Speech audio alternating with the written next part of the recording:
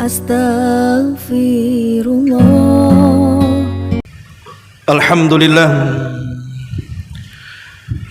Alhamdulillahilladzi hamdan katsiran tayyiban mubarakan fihi kama yuhibbu rabbuna wa yarda. Asyhadu an la ilaha illallah wahdahu rabbi la syarika lah wa asyhadu anna Muhammadan abduhu wa rasuluhu alladzi la nabiyya ba'dah. Faqala Allahu azza wa jalla fi kitabihil karim ba'da a'udzu billahi minasy syaithanir rajim. Ya ayyuhalladzina amanu taqullaha haqqa tuqatih wa la tamutunna illa wa antum muslimun. Ya ayyuhan nasu taqu rabbakumul ladzi khalaqakum min nafsin wahidah wa khalaqa minha zawjaha wa bassa minhuma rijalan katsiran wa nisaa wattaqullaha alladzi tasaaluna bihi wal arham innallaha kana 'alaikum raqiba. Amma ba'du fa inna asdaqal hadits kitabullah wa khairal huda huda Muhammadin sallallahu alaihi wasallam wa syarrul umuri muhdatsatuha wa kullu muhdatsatin bid'ah wa kullu bid'atin dhalalah wa kullu dhalalatin finnar. Ma'asyiral muslimin wa zumratal mu'minin, usikum wa nafsi bitaqwallah. Fa usalli wa usallimu ala sayyidina Muhammadin wa ala alihi wa sahbihi ajmain. Ma'asyiral muslimin, jamaah sidang Jumat yang dimuliakan Allah Subhanahu wa taala. Tentu sebagaimana khatib sebelum menyampaikan khutbahnya mengingatkan akan rukun khutbah agar kita senantiasa meningkatkan ketakwaan kita kepada Allah Subhanahu wa taala di hari Jumat ini. Tak lupa mengingatkan untuk banyak bersalawat kepada Nabi sallallahu alaihi wasallam, karena siapapun yang mengucapkan salawat satu kali kepada Rasul, maka Allah akan bersalawat kepada kita 10 kali lipat. Ma'asyiral muslimin, sidang jamaah Jumat yang dimuliakan Allah Subhanahu wa taala, kita berada di penghujung bulan Dzulhijjah. Artinya satu langkah lagi kita akan masuk di bulan Muharram. Maka khutbah kali ini sedikit kita akan memberikan gambaran seputar bulan Muharram. Karena bagaimanapun bulan Muharram ini satu di antara 4 bulan yang dikategorikan sebagai Ashhurul Hurum, bulan-bulan suci, bulan-bulan mulia. Sebagaimana Allah Subhanahu wa taala firmankan dalam surah At-Taubah 36, Inna iddatash syuhuri indallahi 12 syahran fi kitabillah yauma khalaqas samawati wal ard minha arba'atun hurum. Sesungguhnya ketika Allah Subhanahu wa taala menciptakan langit dan bumi, Allah Subhanahu wa taala jadikan setahun itu 12 bulan. Dari 12 bulan itu Allah kecualikan ada 4 bulan yang disebut dengan bulan-bulan suci atau bulan-bulan mulia, atau istilah Al-Quran Ashhurul Hurum. Al-Imam Bukhari dan juga Imam Muslim meriwayatkan sebuah hadis dari sahabat Abi Bakrah radhiyallahu anhu, ketika Nabi sallallahu alaihi wasallam memberikan catatan kepada surah At-Taubah 36, apa yang dimaksud 4 bulan hurum itu. Beliau mengatakan salasatun mutawaliyah, Dzulqa'dati wa Dzulhijjati wal Muharram war Rajabul Mudhar bainal Jumada wa Sya'ban. Maksudnya 4 bulan yang suci itu yang 3 letaknya berturut-turut, dimulai daripada bulan Dzulqa'dah, kemudian Dzulhijjah, kemudian Muharram, bulan yang kita akan pijak, kemudian bulan Rajab yang terpisah antara Jumadil Akhir dan bulan Sya'ban.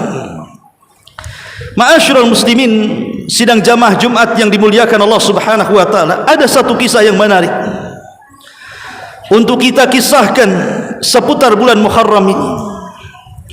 Karena di bulan Muharram itu ada satu tanggal yang sangat sakral dalam Islam yang disebut dengan Yaum Ashura, hari ke-10 atau tanggal ke-10 di bulan Muharram. Ada apa dengan tanggal ini? Dahulu kala, kalau kita cerita tentang kisah-kisah Bani Israel, kita tahu bahwa Israel diambil dari nama lain seorang nabi yang sangat mulia dari nabi-nabi Bani Israel. Dialah Yakub alaihi salatu wassalam.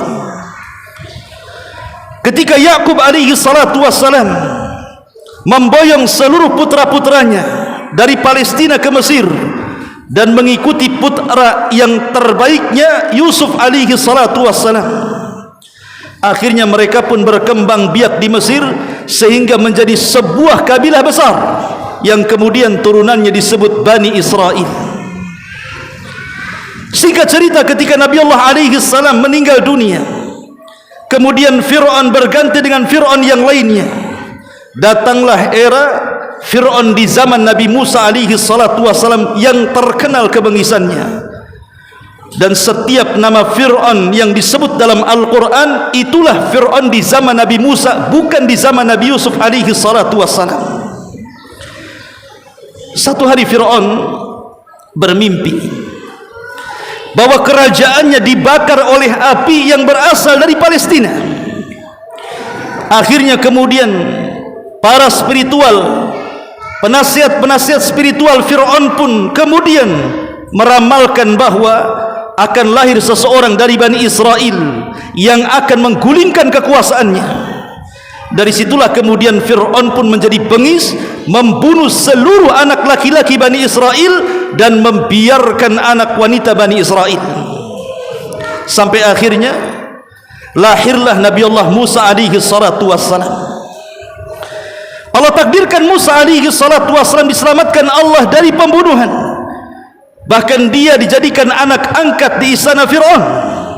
Sampai ketika Musa sudah dewasa, terjadi perkelahian antara seorang laki-laki dari Bani Israel melawan seorang laki-laki dari kaum Kipti, kaumnya Fir'aun.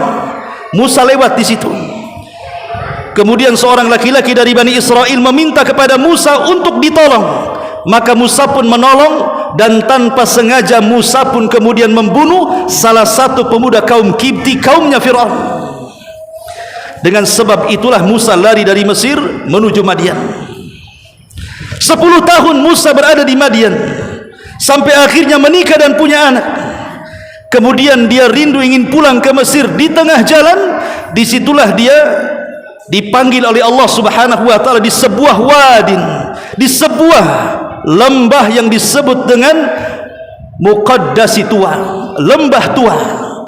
Disitulah Allah Subhanahu wa taala mengangkat Musa menjadi nabi dan rasul, dan disuruh berdakwah kepada Fir'aun dengan firman-Nya, "Idhhab ila fir'auna innahu tagha." Pergilah wahai Musa, dakwahi Fir'aun karena dia orang yang melampaui batas. Berangkatlah Musa, kemudian meminta kepada Allah agar Harun abangnya mengikuti beliau untuk mendakwai Fir'aun. Berangkatlah kedua manusia mulia ini menghadap kepada Fir'aun dan mulailah kemudian mendakwahkan dakwah tauhid. Tapi Fir'aun tidak menerima dan menolak dakwah Nabi Musa alaihi salatu wassalam dan berakhir menantang Nabi Musa. Terjadilah kemudian perkelahian antara tukang-tukang sihir Fir'aun dengan Nabi Musa alaihi salatu wassalam. Tapi Allah takdirkan tukang-tukang sihir Fir'aun semua kalah. Yang ajaibnya adalah semua tukang sihir dari Fir'aun beriman kepada Musa dan sujud. Kemudian setelah itu dibantai oleh Fir'aun. Kata Abdullah ibn Abbas radhiyallahu anhuma, lihat tukang-tukang sihir Fir'aun itu. Di pagi hari mereka tukang sihir yang jahat, tapi di sore hari mereka menjadi para syuhada yang baik. Karena setelah tobat mereka dibantai oleh Fir'aun laknatullah alaihim. Setelah itu kemudian Musa berkeinginan untuk membawa Bani Israel, menyelamatkan dari perbudakan Fir'aun ke tanah perjanjian di Palestina. bergeraklah Musa dan seluruh Bani Israel, sehingga ketika mereka sudah bergerak, Fir'aun tahu bahawa mereka akan melarikan diri. Maka Fir'aun tidak terima, kemudian membawa pasukan besar untuk membawa kembali Bani Israel ke Mesir. Karena bagaimanapun yang membangun Mesir itu adalah Bani Israel. Kalau seandainya tidak ada Bani Israel di Mesir, maka Mesir tidak akan maju di zaman itu. Maka kemudian Fir'aun pun mengejar Musa dan Bani Israel. Ketika Musa kemudian sudah jauh, rupanya di hadapannya ada Laut Merah dan tidak bisa selamat. Bagaimanapun tidak, di depannya lautan, di belakangnya tentara Fir'aun. Tapi Allah Subhanahu wa ta'ala, zat yang maha penolong wali-walinya, nabi-nabinya, maka Allah memerintahkan Musa untuk memukulkan tongkat. Tiba-tiba Laut Merah itu menjadi terbelah dan menjadi 12 jalan. Sebanyak kabilah Bani Israel 12 kabilah. Menyeberanglah 12 kabilah itu dari jalan-jalan yang sudah disediakan oleh Allah Subhanahu wa ta'ala. Maka Fir'aun pun kemudian mengejar sehingga ketika Fir'aun berada di tengah lautan, sementara Musa dan Bani Israel sudah berada di ujung lautan, Allah perintahkan Musa untuk memukul lautan. Maka disinilah terjadi azab Allah kepada Fir'aun.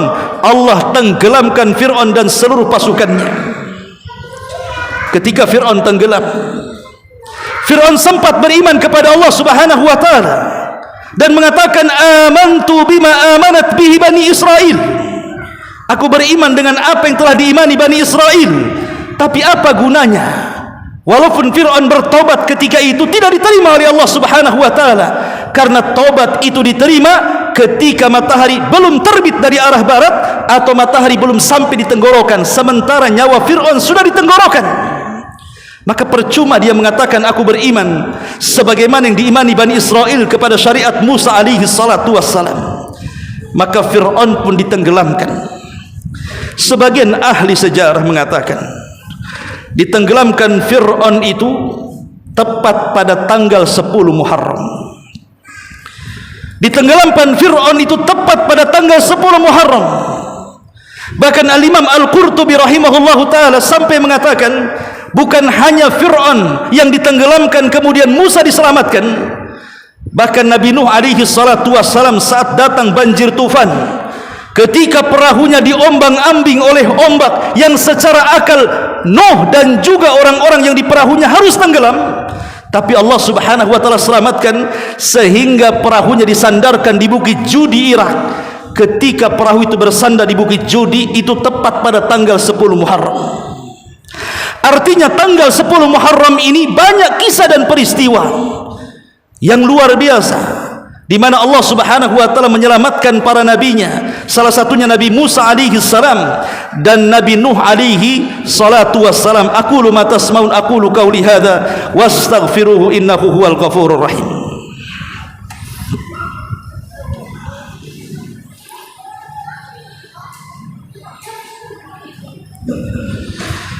Bihamdillahi wassalatu wassalamu ala rasulillah wa ala alihi wa sahbihi wa mawalah wa la hawla wa la quwata illa billahi wa ba'du. Ma'asyiral muslimin, ittaqullaha haqqa tuqatih wa la tamutunna illa wa antum muslimun. Satu hari Nabi sallallahu alaihi wasallam ditanya, Rasul, ayyus salati afdal ba'dal maktubah wa ayyus siyami afdal ba'da Ramadan? Rasul, salat apa yang paling istimewa setelah salat wajib? Dan puasa apa yang paling afdal setelah puasa Ramadan?